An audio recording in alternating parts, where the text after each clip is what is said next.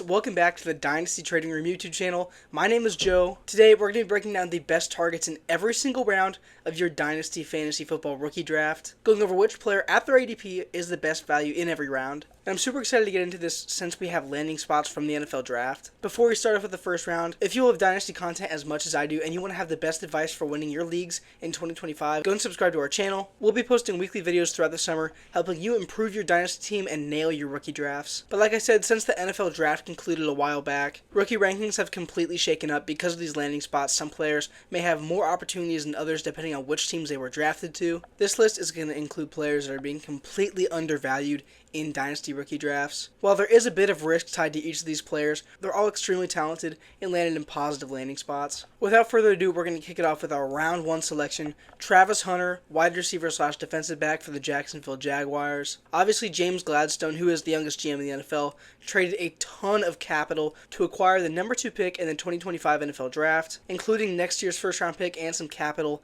later in this year's draft. They obviously thought Travis Hunter was a franchise-changing player worth trading up for, and I'd say I have to agree with them. My main worry with Hunter before the draft is that he was going to play more defensive back than wide receiver.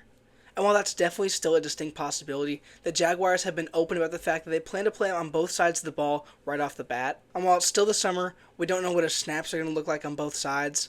It's definitely encouraging to see him go to a landing spot where they're excited to play him on offense as well as defense. Hunter is one of the most talented players in the entire draft class. His ball skills and instincts are absolutely elite, and he flashes that natural ability on the football field that those X-Factor players have. I'm not sure if it's a good idea to even let Travis Hunter slip out of the top 5 in rookie drafts. In my most recent rookie mock, I had him going 5th overall, because obviously, there still is that risk of him being a mostly defensive player and going in at wide receiver only on 3rd downs. But if the Jaguars are serious about what they're saying, he could be a constant contributor on offense, and a great compliment to wide receiver Brian Thomas Jr. This is the epitome of a high upside selection. The pick itself has a low floor but a very, very high ceiling because of how naturally talented Travis Hunter really is. It would make zero sense for the Jaguars to trade for a player like Travis Hunter, especially considering how much they gave up, if they didn't plan on making him a centerpiece both on offense and defense, which we know is something he can do at least to the college level, and I'd be shocked if it doesn't translate at least fairly well to the NFL level as well. If this was a different story and Hunter only played offense in college football, and we didn't have that worry of how many snaps he's going to play on either side,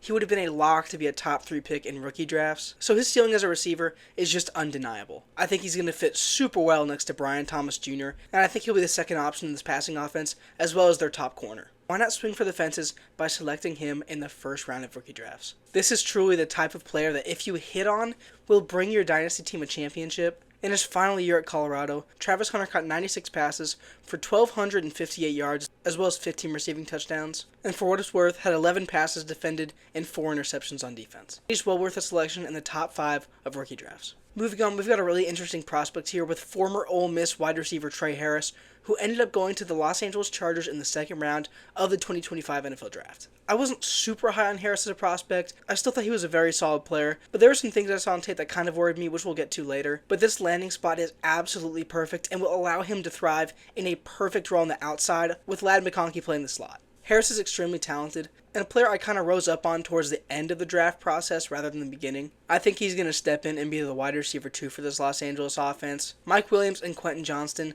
will kind of serve as the wide receiver 3 and 4, and I think Harris is talented enough and fits into this offense well enough, more importantly, that he will serve that 2 role right off the bat, with McConkey obviously being the wide receiver 1. Like I said before, this landing spot is absolutely fantastic. Tre Harris at 6'2", 205 with outstanding speed, profiles as a prototypical X outside receiver, and that's exactly where the Chargers needed a strong presence at. I think he's going to complement the rest of this offense very, very well. I don't think he has the craziest ceiling in the world, with the Chargers still being a run-first offense, and it's likely Harris won't be the top option in the passing game. But I like his floor, with a great quarterback and Justin Herbert under center. Like I said before, as a prospect, Harris has really great speed. He's capable of taking the top off the defense at any given moment. He was also extremely productive in the SEC during his final year of college football, registering 1,030 receiving yards as well as 7 receiving touchdowns. I had a couple issues with him as a prospect when I watched him on tape. First of all, while he is a very fast wide receiver, he's not extremely explosive as a route runner, and I don't think he's a fantastic separator either. Overall, I'm just not super high on his route running. I don't think he's very twitchy coming in and out of his breaks. Like I said, he can separate deep.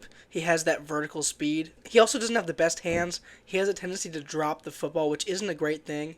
But like I said, his combination of size and speed makes him a very solid prospect, and this landing spot is just absolutely perfect. So time will tell if he's able to thrive as the Chargers' number 2 wide receiver. I think he will. I think he's going to fit very well into this X role, and going into the mid to late second round of rookie drafts, he's a steal. Next up, going into round 3, we have Jaydon Blue, former Texas running back who was drafted by the Dallas Cowboys in the 5th round. It's no secret that Dallas had one of the worst rushing attacks in the league last year, and while Rico Dowdle down the stretch did put a solid season together after becoming the Cowboys starter, he signed with the Carolina Panthers this offseason. That leaves Jaydon Blue's main competition in Dallas as Javonte Williams. The former Denver Bronco signed a 1-year, $3 million contract in free agency to start for the Dallas Cowboys. However, Williams hasn't been able to average over 4 yards a carry since 2022, where he only played 4 games. At Texas, Blue was kind of that dual threat running back who was effective both on the ground and through the air. He had 730 yards on the ground and 368 through the air during his final season at Texas. More importantly, with the touchdowns, 8 touchdowns on the ground and 6 through the air. And this dude was a big play threat in the passing game. He was a mismatch out of the backfield on those wheel routes for those huge touchdowns he had for Texas in the college football playoff. He is also a shifty runner when he gets the ball in his hands on the ground, so don't sleep on him in that area either. And obviously my favorite thing about this is the landing spot. Dallas has virtually zero competition for Blue at the running back position, so it's likely he'll get reps from day one. And I love running back prospects that already have the receiving game down, who can thrive in that role, because that will give him a role right off the bat in an offense. He'll be able to enter the season already getting snaps because he does have those skills as a receiver out of the backfield. That will allow him to earn more snaps if Javonte Williams does disappoint. And like I said, with that receiving ability, Blue already has a super high floor because he will be involved in that passing game right off the bat. And he does have the upside to take over the starting role from Javonte Williams, kind of how Rico Dowdle did last year. So Jaydon Blue, while they're very different prospects, could be in a position similar to how Bucky Irving was in the Tampa Bay Buccaneers last season. Bucky had Brashard White in front of him, and White was a veteran running back who was inefficient on the ground. I think Blue is in a similar situation with Williams in front of him. And we saw how Bucky Irving down the stretch of the season really took over that starting job. Hopefully Blue can do the same and make a real impact for this Dallas Cowboys offense in year 1. I've been able to grab Blue in a couple of my rookie drafts, and let me tell you, when I get him in the 3rd round, I can just sit back and tell myself that was one of the best value selections in the entire draft. In my most recent mock draft on our YouTube channel, I had Jaden Blue being selected with the top pick in the 3rd round. That's how good I think he can be, because landing spot matters a lot in Dynasty Fantasy Football, and Blue kind of had the luck of the draw here. I honestly wouldn't even mind selecting him in the late part of round 2 if a lot of my targets have gone off the board already. In the end, he's just a high upside player with a high floor in an offense with not a lot of competition in the position. I'm really excited to see him become an instant contributor in year 1. The last player I'm going to be highlighting is a guy who's going to be a steal in round 4 of Dynasty rookie drafts. That is Brashard Smith, running back for the Kansas City Chiefs, formerly from SMU. I was absolutely shocked when this guy fell to the 7th round of the 2025 NFL Draft. I think he should have been an early to mid day 3 guy, not being selected in the last round.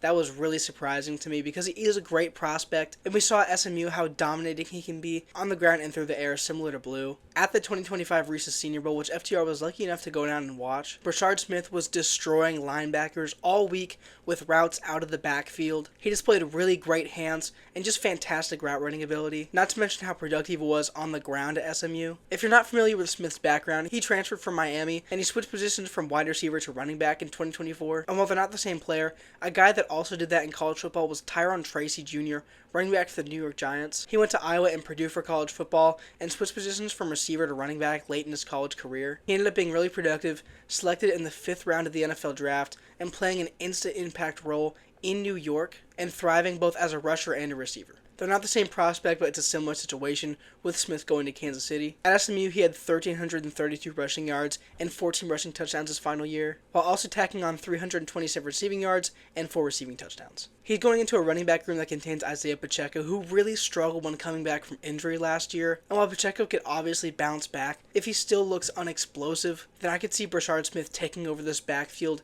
halfway through the season. While I love Pacheco as a player, and I hope he makes a comeback, things didn't look great once he returned to action late in the season. He was really inefficient and struggled to create space. And if Smith can establish a role early on as a pass-catching running back out of the backfield, if he's able to flash as a runner as well, he could start stealing snaps from Pacheco very early on here. That's why I think he's such a steal in the 4th round of rookie drafts. It's because he's both extremely talented in multiple dimensions of the game and also went to a fantastic landing spot. Andy Reid is one of the most creative offensive play callers in the entire National Football League. I'm trusting the Hazel plan to get the ball in Brashard Smith's hands. They drafted a dynamic athlete who should have been selected earlier on day 3 in the 7th round. And don't be shocked when he overtakes Pacheco for the lead running back role in Kansas City. And in the 4th round of rookie draft, you're taking a lot of flyers on players who probably won't end up contributing at all. Why not take a shot on the guy who can maybe become a starter in year 1? If you guys enjoyed this video, go ahead and like and subscribe for more content just like this multiple times a week. If you guys have any different opinions, comment them below. I'd be glad to talk ball with you guys in the comments. But for now, that's all I got. I'm Joe, and this is Dynasty Trading Room.